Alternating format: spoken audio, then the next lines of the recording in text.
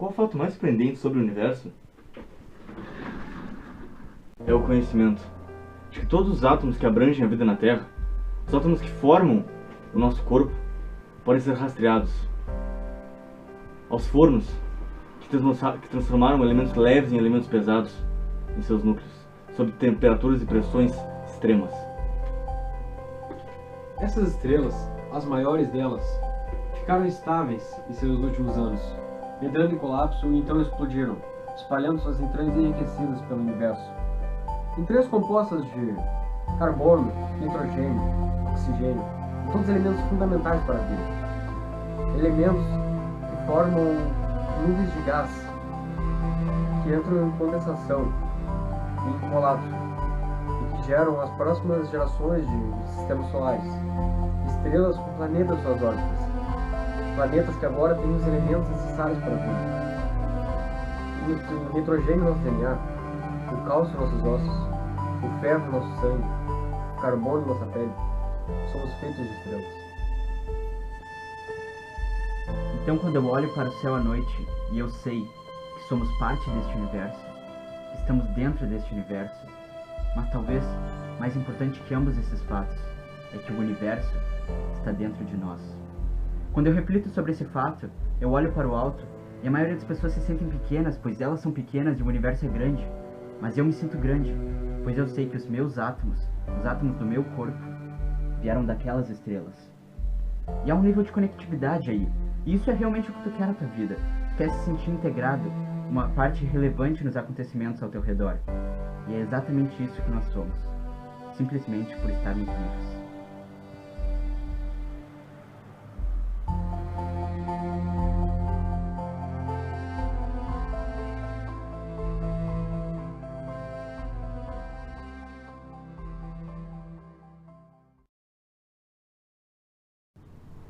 Nosso levantamento das origens nos traz, como sabíamos que aconteceria, ao mais íntimo e defensavelmente maior de todos os mistérios, a origem da vida, e em particular, das formas de vida com as quais talvez um dia possamos nos comunicar. Por séculos, os humanos têm se perguntado como poderíamos encontrar outros seres inteligentes no cosmos, e com qual poderíamos ter ao menos uma modesta conversa antes de entrarmos para a história. As pistas cruciais para resolver esse quebra-cabeça talvez estejam no projeto cósmico de nossos primórdios, que incluem a origem da Terra dentro da família dos planetas do Sol, a origem das estrelas que fornecem energia para a vida, a origem da estrutura no universo e a origem e a evolução do próprio universo. Se pudéssemos ao menos ler esse projeto em todos os seus detalhes, poderíamos conduzir das maiores às menores situações astronômicas, no cosmos ilimitado a localizações individuais, onde tipos diferentes de vida florescem e evoluem.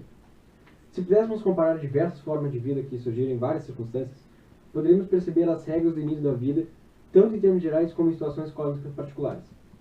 Hoje em dia, conhecemos apenas uma forma de vida, a vida sobre a Terra, em que sua totalidade partilha uma origem comum e usa moléculas de DNA como meio fundamental para se reproduzir. Esse fato nos priva de diversos exemplos de vida, relegando ao futuro um levantamento geral da vida no cosmos, irrealizável até o dia em que começarmos a descobrir formas de vida mais além de nosso planeta. Inti, eu te amo. Os cientistas consideram as possibilidades da vida extraterrestre e invocam frequentemente a equação de Drake, em alusão a Frank Drake, o astrônomo americano que a criou durante a década de 1960. A equação de Drake fornece antes um conceito útil que uma afirmação rigorosa sobre como o universo físico funciona. A equação organiza com proveito o nosso conhecimento e ignorância, separando o número que procuramos intensamente estimar, o número de lugares onde existe vida inteligente atualmente em nossa galáxia. Num conjunto de termos, cada um dos quais descreve uma condição necessária para a vida inteligente. Assim, permanecemos numa condição humana familiar, equilibrados no fio de acontecimentos que podem não ocorrer. A notícia mais importante na história humana pode chegar amanhã, no próximo ano ou nunca.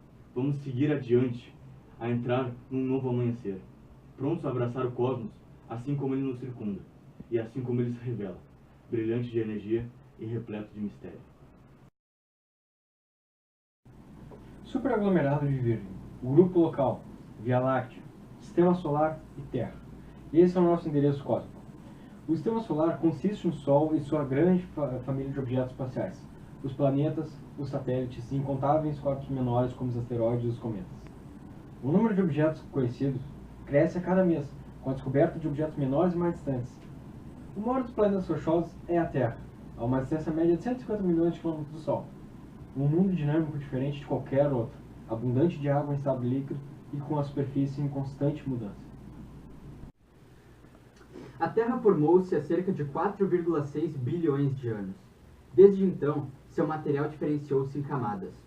O núcleo central, quente e denso, solidificou-se e consiste em ferro, com algum níquel.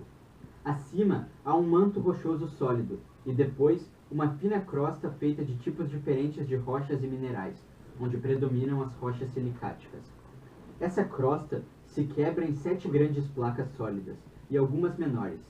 Elas flutuam num manto subjacente parcialmente derretido. Continentes, oceanos e o ar da Terra sustentam a vida. A crosta da Terra varia em espessura. As partes mais espessas formam as 7 grandes massas de terra continentais. O resto da crosta, que corresponde a mais de 70% da superfície do planeta e é em geral mais fina, é coberta por água. Quase toda a água está em estado líquido e compõe 5 vastos oceanos. Apenas 2% está na forma de gelo, nas calotas em torno do Polo Norte e Sul. As placas da crosta terrestre se aproximam e se afastam umas das outras, e em seus limites geram cadeias de montanhas, fossas marinhas profundas e vulcões. A atmosfera é dominada por nitrogênio, que junto com o oxigênio constitui 99% do ar seco. O oxigênio sustenta a vida, e no alto da atmosfera forma ozônio, que atua como escudo contra a radiação solar. A atmosfera estende-se por cerca de 500 km acima da superfície, mas sua maior parte está a menos de 16 km do planeta. E é aí que as condições meteorológicas ocorrem. O Sol aquece a Terra desigualmente, produzindo variações na pressão do ar, e isso provoca os ventos, que impelem o ar e a umidade sobre o planeta. A Terra, vista do espaço, como um pálido pontinho azul, lar de tudo que conhecemos e vivemos, ela sofre com diversos problemas, como aquecimento global, poluição e desmatamento das florestas. Porém, alguns afirmam que no futuro teremos uma tecnologia para viver em outros planetas. Mas quem sabe se pudéssemos desfrutar de tal tecnologia para consertar esse aqui e poder um dia, quem sabe, olhar para o futuro com otimismo. O universo é previsível. A nossa visão do cosmos mudou a partir do momento que percebemos que podíamos medi-lo e testá-lo com fórmulas e teoremas matemáticos. O estudo da matemática pura, ou seja, da matemática pela matemática, sem a preocupação com sua aplicabilidade, muitas vezes mostrou-se útil, anos ou séculos adiante. Como aconteceu com o estudo das cônicas, feitos pelos gregos, útil em descobertas astronômicas feitas por Kepler no século XVII. Uma das leis matemáticas mais famosas é a lei da gravitação universal de Newton. Embora Einstein tenha expandido a ideia, afirmando que a gravidade é uma curvatura no tecido do espaço-tempo, Newton revolucionou o conhecimento com suas descobertas publicadas em seu Principia Mathematica. Todos os objetos no universo, explica Newton, atraem todos os outros objetos com uma força direcionada ao longo da linha que passa pelo centro dos dois objetos, e que é proporcional ao produto das suas massas e inversamente proporcional ao quadrado da distância entre os dois objetos. Dessa forma, ele conseguiu explicar o movimento dos corpos celestes, quebrando com o paradigma da época. Newton foi um dos maiores gênios a habitar o nosso pálido ponto azul e conseguiu, por meio de seus estudos, revolucionar o conhecimento humano. Através do raciocínio lógico abstrato, procurando-se padrões e formulando conjecturas, o universo se mostra como o código-fonte de um programa de computador. Os mistérios do cosmos estão apenas esperando para serem revelados. Como disse Edwin Hubble, equipado com seus 5 sentidos, o homem explora o universo ao seu redor e dá à aventura o nome de ciência. A astronomia foi chamada com razão a mais antiga das ciências. Desde a aurora da sua civilização, o homem luta para compreender os complexos movimentos dos corpos celestes, e incontáveis monumentos e artefatos antigos refletem a sua fascinação.